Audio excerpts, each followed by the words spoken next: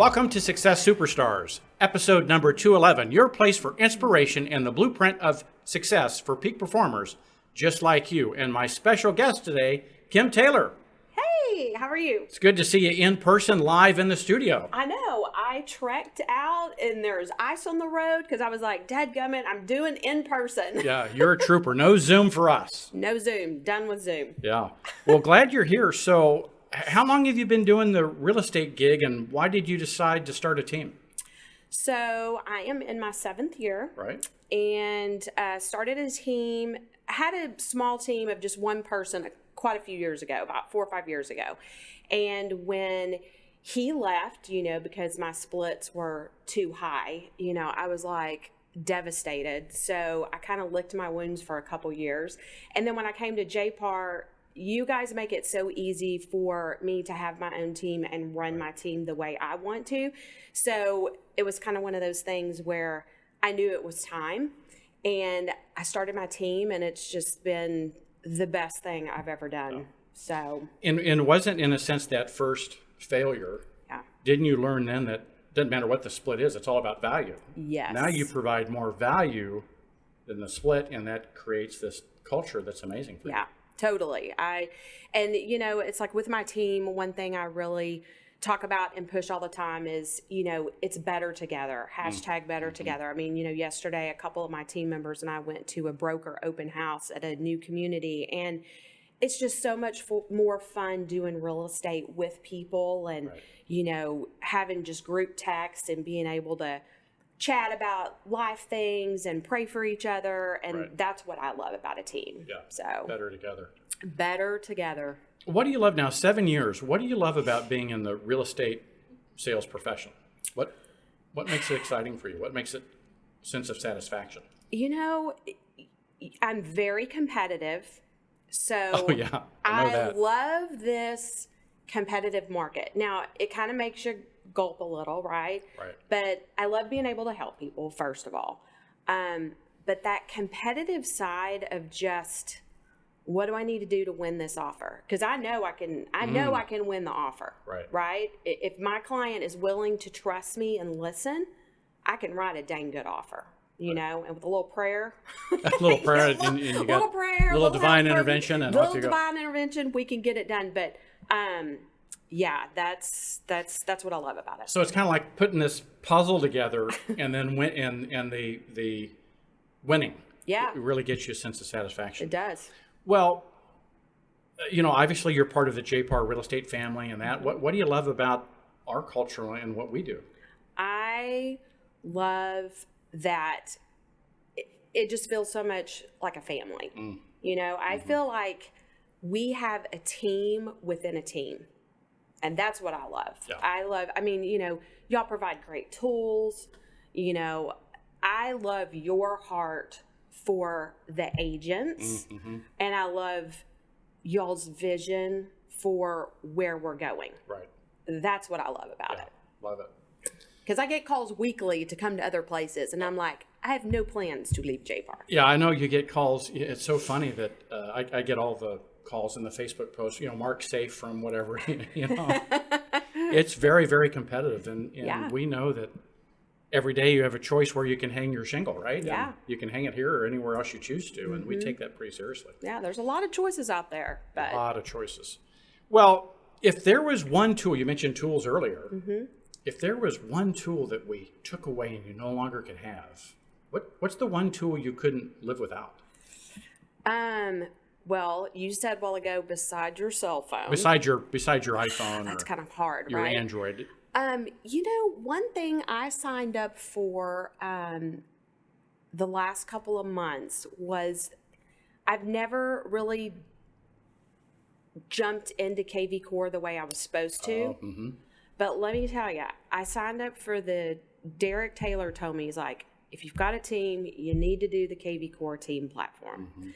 So I was like, I just don't want to commit to that monthly. But once you jump into it and do it, and then it formed the website. Because, I was looking at starting a website, and I was starting to look at, buying leads for the team and then trying to figure out lead routing. And it does all that for you. It's the most misunderstood you know, major tool. That's why we Yeah. call it the core. It's the core. I agree. And then now it's got all these other cool things that y'all have rolled out. Yeah. So my team and I are really trying to Got it.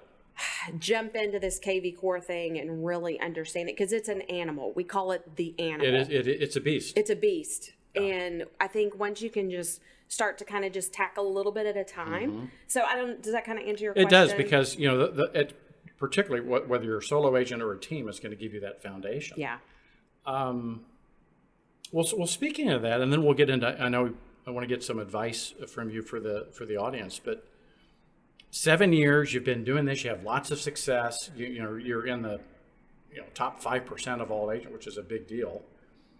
If you knew what you knew now and you had to go back and start over, what would you do differently? I don't know that I'd do anything differently, because I've been really good about staying in front of my contacts and, working my sphere. I'm a people person, so that part's not hard. Thank God I've lived in the same place for 26 years, so the referrals come naturally. Right. So I'm very blessed in that sense. If I could go back and change anything, I would have done this 15 years ago when I wanted to do real estate, but fear kind of held me back, and it wasn't really the right time, with the kids and homeschooling. And 2009, we put them all in public school, and really I should have done it then. But I didn't. What was the fear? Was it the fear of being on your own and earning your own income? And I'm such a different person now than I was then, but it's kind of making me tear up a little bit, I guess. But, people just told me, oh, you have your own hours, but you're gone on nights and the weekends. Oh. You'll be away from your family. And I was like, we have 4 kids. And at the time, they were all very busy in sports. And I just was like, well, I don't want to do that. So I just didn't do it. But now you figured out how to make all that fit. You make your own schedule. I mean, when you do more stuff, you're always doing stuff with your kids. I'm way more active now, I feel like. Yeah. I mean, yes, with my own things. I mean, I'm kind of dabbling into some political stuff right now, which that's a whole nother topic. That's a whole nother topic these days. We may cover that in another episode. Yeah, there you go. I mean, so they're, very active at church. And so there's a whole different, I guess I've traded kids' sports for my sports. But how do you run a successful business? You're an entrepreneur, a wife, a mother, a community volunteer. How do you keep all of those things in check, and you're still doing a great business? I thrive on multitasking. Got it. If I'm not busy, I will create busy. I can't that's why reading is so hard for me, because I can't sit still. You're built to be in action. Yes. Like if I sit down to read a book, I'll look up, because I'm squirrel. I'm very squirrel. And I'll be like, oh, that picture's crooked. And I'll get up and straighten a picture. And then I'll go by the dishes in the sink, and then I load the dishes. Right. And then I may or may not get back to reading my 10 minutes a day. Right. So, but the key is you're comfortable in your own skin. You know who you are, you've been able to leverage your strengths. Mm-hmm. Well, and I think that comes with, I'm gonna maybe age myself here, but like a little maturity. It does. I mean, the last 5 years for me, it's like you really learn what to get worked up about and what not to get worked up about, and what I used to get worked up about. It's nothing now. Doesn't matter. Yeah. Well, we have a number of real estate associates and mortgage professionals and others listening in. One, we need to know how they can get referrals to you. So tell them what markets you work. So my team and I mean, we have 7 on the team right now. I hired my first assistant. My husband's my transaction coordinator. We live in Roanoke, so North Fort Worth. But I have 2 agents in Haslett. I have an agent in far west Fort Worth. I have one in far west like in Ponder, which is west of Denton. Right. So we're pretty much the Fort Worth side, but as agents, we go everywhere. Right. So Fort Worth, where the West begins. Where the West begins. Right. There we go. We got the Fort Worth side under control. You got it all under control. Got it under control. Well, what would you share with the audience about discipline, structure, daily routines? I know you do a lot of, and culture. I mean, you've built an amazing culture within our culture. Mm-hmm. What are some things you'd share? I mean, what I kind of had on my heart to share today was just more about getting back to basics and that's what I preach to my team all the time. I know they get tired of me saying it to them, but this market is so crazy as a buyer's agent and a listing agent, right? So I'm going to kind of start backwards here, but did you know that for all you listing agents out there that don't have a transaction coordinator and don't have an assistant, did you know about Showing Time's new offer manager? Do you know about that? Yeah, it's pretty amazing. It's amazing. They've just rolled it out the last couple weeks, and I had a phone call with them yesterday about, like if you're getting 25 offers in and it's just you, I don't believe in printing all those offers up. I'm sorry. I am not that agent. I'm not that paper. That makes me crazy. We've been 100% paperless for 10 years. I know, right? Like I see pictures of people printing up all these offers and, I'm going to go to my client's house. I mean, how overwhelming is that? We don't have, for those listening in 28 offices, 20,000, we have one printer in the entire company. Really? One printer. Well, that says it right there. Who prints stuff? That's at the accounting office. Well, ink's so stinking expensive. That's right. Stupid, but... Yeah, one printer. Yeah, so if you do not... It's $9 a listing. That's all they charge. That's it. And it offers a side-by-side branded PDF, sends out mass notifications.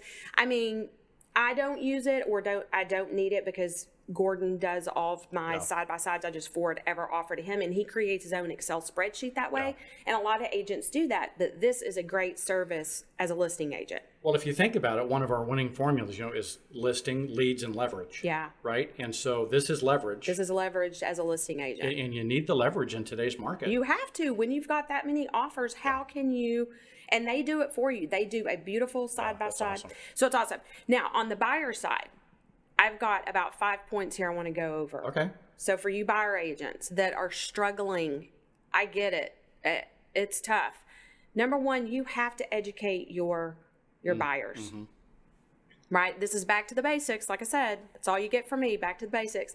Educate your buyers. Okay? Like I showed a first-time home buyer, he wants to buy a townhome. $150,000 townhome we looked at in Hearst. Right. It needs an overhaul. And I'm like, okay, Max, don't look at this $150,000 price here because we will not be offering that. You have to have that communication up front. So I've been talking to him for about 2 weeks now about how things are going 8 to 10% over list.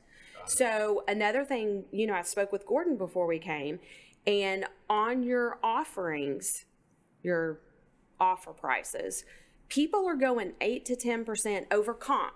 Okay, so you've got to still run comps, right? Because there's agents out there that are listing crazy amounts. Yeah. So you run your comps, 10% over comp. Now, if it's updated, the photos are beautiful, it's already got multiple offers, it's about 10 to 12% over.